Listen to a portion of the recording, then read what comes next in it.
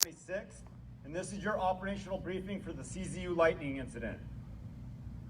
A few reminders: if you have any phones or radios in the audience, please put them on a mute setting, and please refrain from having any side conversations during the briefing. There has been no change to our incident objectives. However, line supervisors, we do ask that you review the ICS 202 with your crews when you break out, specifically the strategic objectives and the leader's intent written by our incident commander. And now for our situational update, Jeff Oates. Good morning once again. Yesterday, another very productive day throughout the fire. We made a lot of progress in a lot of areas, and we're asking that you continue to do that today. In Branch 1, the fire continues to back into the creek bottom in Loma Mar and Dearborn. Dozer line was improved around the Batano area. We're looking to tie those two pieces together today. It's holding in the Pescadero area. However, the San Vicente Creek in the Alpha Charlie Zulu Zulu break area has a little bit of heat in it, and we're developing a plan to go after that. In Branch 2, the 236 corridor has hand line in and around the homes. It's starting to come together fairly well. They're connecting the dots in that area. Branch 6, putting a lot of pieces together again. We're starting to hopscotch this thing and play little games, but it's all starting to come together in a nicely formulated plan. You may hear discussion about re-energization and repopulation in a lot of different areas. We will ensure you that we'll make an announcement when that's going to happen, so all parties are aware throughout the day of the increased traffic and the possibility of power lines being energized. We had one moderate firefighter injury yesterday. I'm asking that you continue to push hard. I'm not going to use any cliches about that, but we need your help, obviously. We're understaffed, and we have a big incident to mitigate. And remember that the difference between initiative and freelancing is a radio transmission. Have a great shift. Weather, Alex Hoon.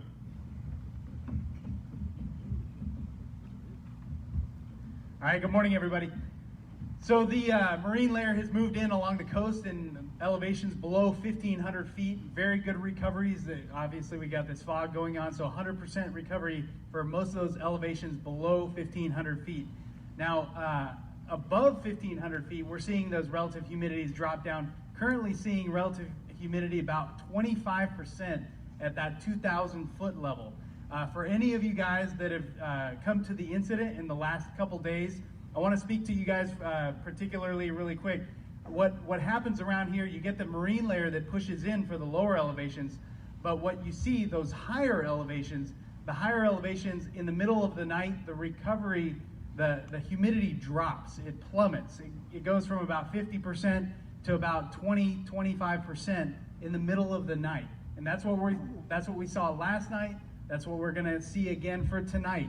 So make sure that you're telling your folks that don't get complacent with this weather. You know, it feels like the fog is coming in, the moisture is coming up. As you're going to hear here from the fire behavior here in a moment, you're going to hear that the moisture is actually not having that big of effect on the fire behavior. So for today, your temperature is going to be up a couple of degrees, and your relative humidity is going to be down 10% from yesterday. Now, bottoming out around 30 to 40% in the afternoon. As we get into tonight, do not expect to see any good recoveries for those upper elevations, only going to be about 30 to 40% in the overnight as well. Those lower elevations, we will see some coastal fog, good recoveries for those lower elevations. A bigger change that we're going to see today is increasing winds from the northwest. So that northwesterly direction, out of the northwest, those upper levels, the ridge tops are going to see gusts up to 18 miles per hour up on the ridges, especially the Empire Grade area. And then down here along the coast, Branch 10, Division Charlie, even some on Division Echo, may see some gusts up to 30 miles per hour right along the coast. So be very heads up for those northwest winds during the day today, picking up this afternoon. And as we get into the next several days, we're getting warmer and drier each day. So we're getting into that trend all the way through the weekend and into next week. Make it a safe shift. Fire behavior, Brian Newman. Okay, good morning, and just follow up with what the IMET's saying here. We do have this marine influence coming over the fire, but it's having moderate effect on the fuels. All fuels are contributing to fire spread. We witnessed yesterday that the 1 and 10 hour fuels along the coast under 80% humidity had active backing and active flanking within the marine layer. So just be really heads up on that. There's really thick fuel beds in there that's really allowing the fire to spread despite the marine layer. So below 1,500 feet, you can continue to see that active backing, active flanking, and rollout. Slop overs have been an issue, especially in those areas that have a much steeper topography with a heavy fuel loading. Your probability of ignition below 1,500 feet is going to be about 35%. Spotting is not necessarily an issue with that. Rollout from the heavier material is really your big issue. Above 1,500 feet, much less recovery than we had yesterday. You can expect the fire to be active all the way into the night and maybe even up to midnight, depending on that the recovery and how much we get out of that. Topography and fuel loading is still allowing for some occasional single tree torching, and you can expect that you're going to have active backing and rollout again in those areas due to that heavy fuel loading. Our probability of ignition is about 45% in those upper elevations, with a spotting potential about 400 to 600 feet.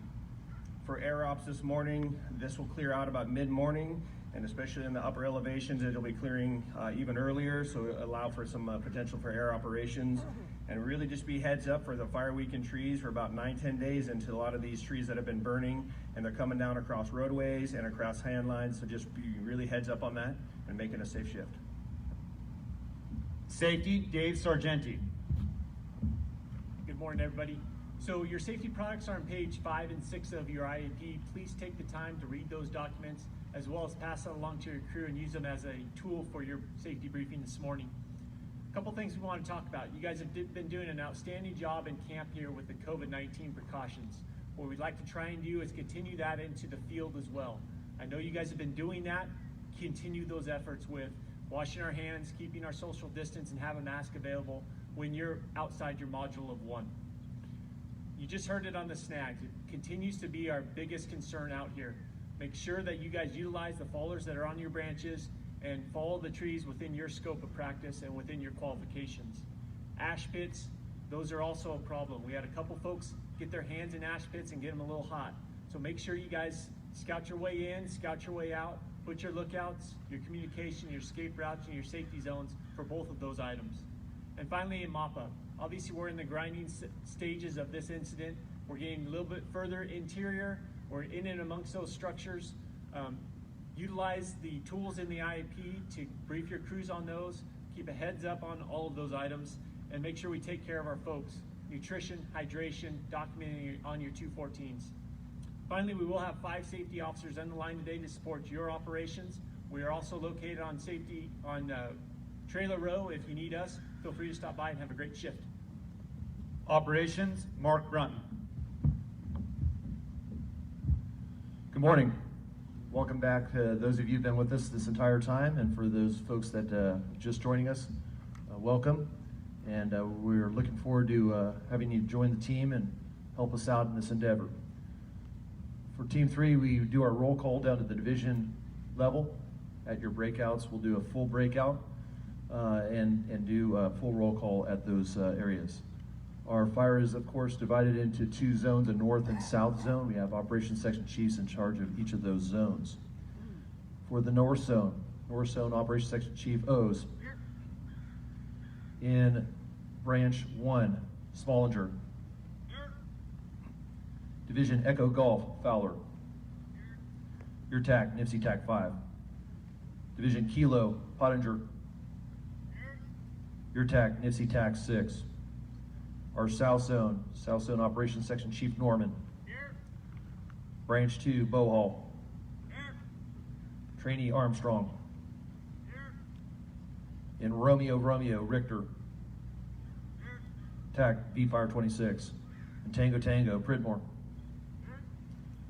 TAC Channel, CDF TAC 26. The Bonnie Dune Group, Hubs. Your TAC, CDF TAC 31. In Branch 6, Pierce. In Division Whiskey, Rivers. Your TAC, CDF TAC 27. Zulu, Simmons. Your TAC, CDF TAC 30. So our operation today, we're looking really good up in the north zone in Gulf Kilo. Button that up, A lot of hard work in there. We're going to have patrol status. That's been a critical piece for us with the varying wind conditions and weather conditions we've seen on this fire over the number of days. That was critical because we were concerned that potentially had to run into Santa Clara County, which we definitely wanted to avoid. That's looking buttoned up, so we're in a good patrol status, and for those folks working out there, thank you, outstanding job. Working down in through the rest of Branch 1, we're continuing to put in line. We have the communities up north that are evacuated with Pescadero, La Honda, Loma Mar. Fire, we letting it back down. This terrain, if you haven't been out there, extremely rough terrain throughout the entire fire, difficult terrain to work in, heavy fuels, all right? Fire history, well over 100 years as far as anything of this magnitude that we even are aware of. So that's some of the challenges you're facing out there if you haven't been here. Working down the coast, looking really good. You can see some of the black line on there. Continuing to work in that area around the community of Davenport. So we're working hard and rendering that safe, making good progress there. South end of the fire, big concern for the community of Santa Cruz and the UC campus. We've a number of days ago put in a line between Highway 1 and Highway 9, and then as a secondary, primary right up against the line, did a small burn operation there a number of days ago. That's holding, that's doing very well, and we feel very confident about the protection of those communities. Highway 9 corridor, that's been our challenge, okay? A lot of hard work going in there to put in control lines throughout among those various communities. Again, steep terrain, difficult terrain. We've had limited resources to do that, okay? A lot of hand crew area, a lot of crew work, and we've employed dozers where we can. We've employed the hand crews the best we can. As Chief O's spoke earlier, we've been doing a little leapfrogging among all those resources and a lot of homes out there. So we're going to continue to do that and push forward as we improve the line moving north.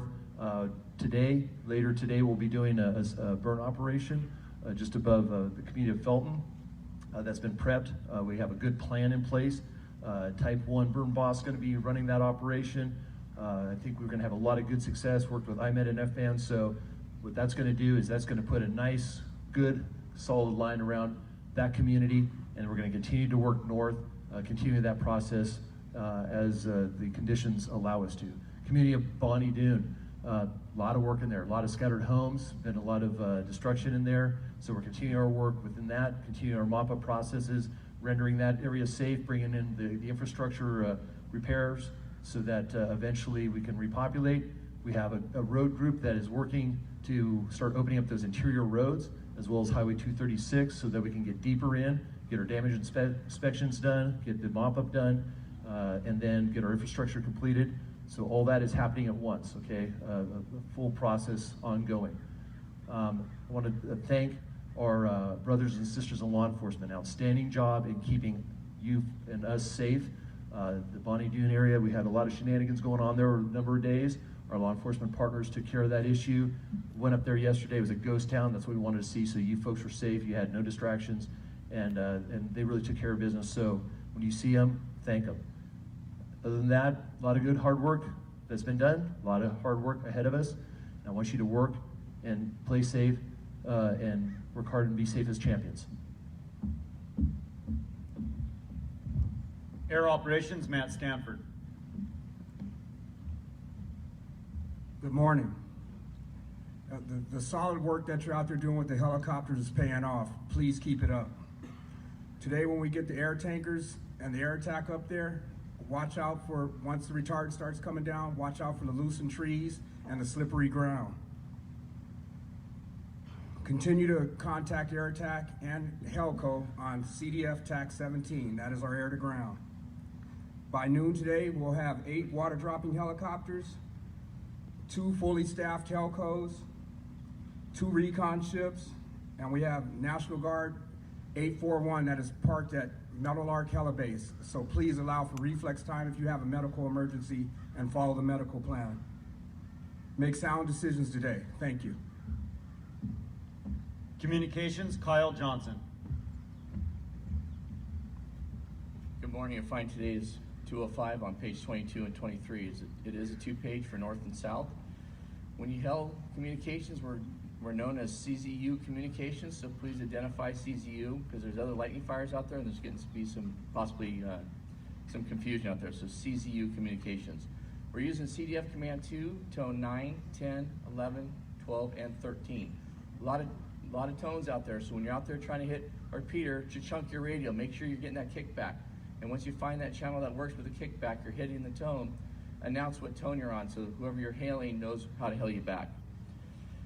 For those of you that haven't been here, cloning this morning is set up kind of northwest of the feeding area. Please come over there, get clone, and if you had any repairs dropped off yesterday, pick those up.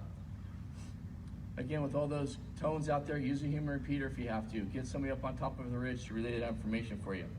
Have a safe shift. Medical, Tim Sullivan.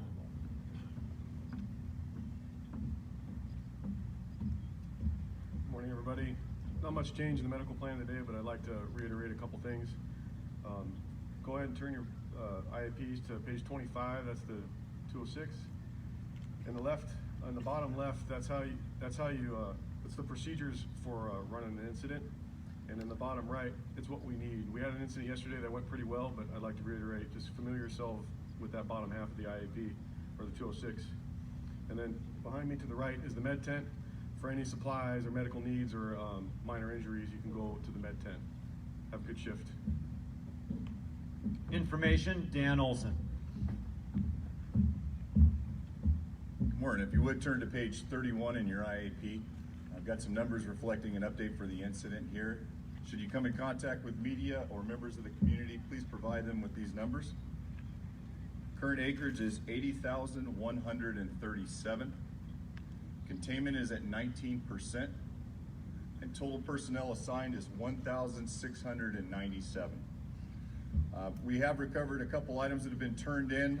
We got a couple steno pads, various sunglasses, and a uniform badge. If you're missing those items, please visit us at the information shop, which is the senior center, green building, as you're walking down the road on the left-hand side. And lastly, at the top of the page, incident information and media line numbers are there and readily available. If you don't feel comfortable doing an interview, please give us a call and direct them to our way. That's how our shop stays employed. If you do an interview, please continue to be professional, representing this team, the CZU unit, and the fire services as a whole in a professional manner. Thank you. Finance, Roger Rains.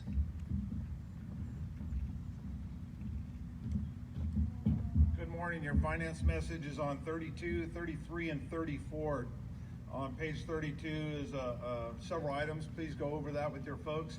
A couple things in particular for our federal cooperators and federal contractors. We are working on a process to get your CTRs and contracts done. It's all going to be done virtually off-site. There will be some instructions in tomorrow's IAP and posted at the time unit in the community center. We're getting to that point of the fire where we need to start looking at the suppression damage. We're talking about things that have happened while we go out there and fight fire. We cut fences, we break pipes, and things happen. We need to have you start taking a look at that. You can do a 213 and drop it at comp claims, or you'll see two QR codes on the bottom here. One is a damage report. If you snap that QR code, it's going to take you to a damage claim intake form. Fill out that form, hit submit, it will go right to comp claims. So you could do it that way without doing a 213. We do need your contact information on that, and they will call you back and get more information. Likewise, there's a water source worksheet here. So you can do the paper version, or you can snap this QR code here. It will take you to a water source worksheet, fill it out, hit submit, and again, it will come to us. So have a great day. San Mateo, Santa Cruz Unit Chief, Ian Larkin.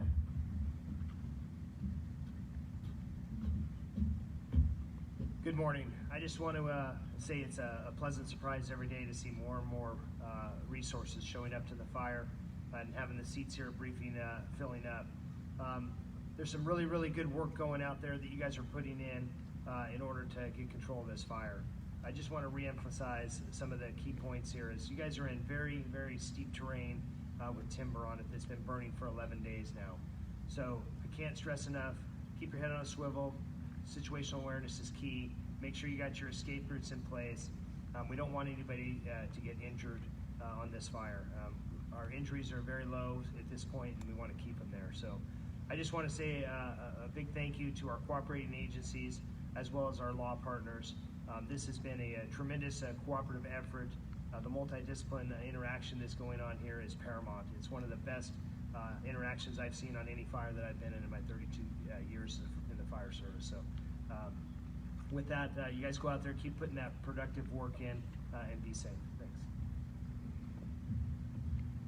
All right, a few reminders. If you're a resource listed in the IAP, please report to your breakout immediately after briefing. That'll be outside the briefing area on the opposite end of the stage, and those breakout areas have been posted by your division. If you do not see yourself in the IAP, you're an unassigned resource. Exit to my right out of the briefing area there and line up by one of these posts by your resource kind, and we'll get you an assignment. For our meeting schedule, we'll have a cooperators meeting right here at the briefing stage at 1000 hours. There will be a planning meeting right here at the briefing stage at 1700 hours, and your next operational briefing will be right here at 0700 hours tomorrow morning. Now with your Unified Incident Commander, Billy C. Over the last several days, there's been a lot of productive work that's occurred on this incident to get it in the state that we're in today. Today will be a key day to start turning the corner, start securing that Highway 9 corridor. You need to work extremely hard in there, going from point to point behind the structures, securing that off. You heard about a firing operation later this afternoon and this evening. When the conditions are right, when the field moistures are right, that will carry the fire to maintain our perimeter control in there and secure the Scotts Valley area, the Felton area. As we continue to progress, all your unified ICs will continue to evaluate the incident objectives and make sure that we're meeting the intent to bring normalcy back to this entire area that's been impacted by this fire. Please be safe. There's a lot of unsafe areas out there on this incident, a lot of big trees that have been fire weakened, a lot of material rolling down the hill, so be cognizant of that. Watch those ash pits, dangerous situations out there for you. So to say, have a safe shift, be aggressive, and work like champions. Thank you. That concludes the operational briefing. Have a safe shift.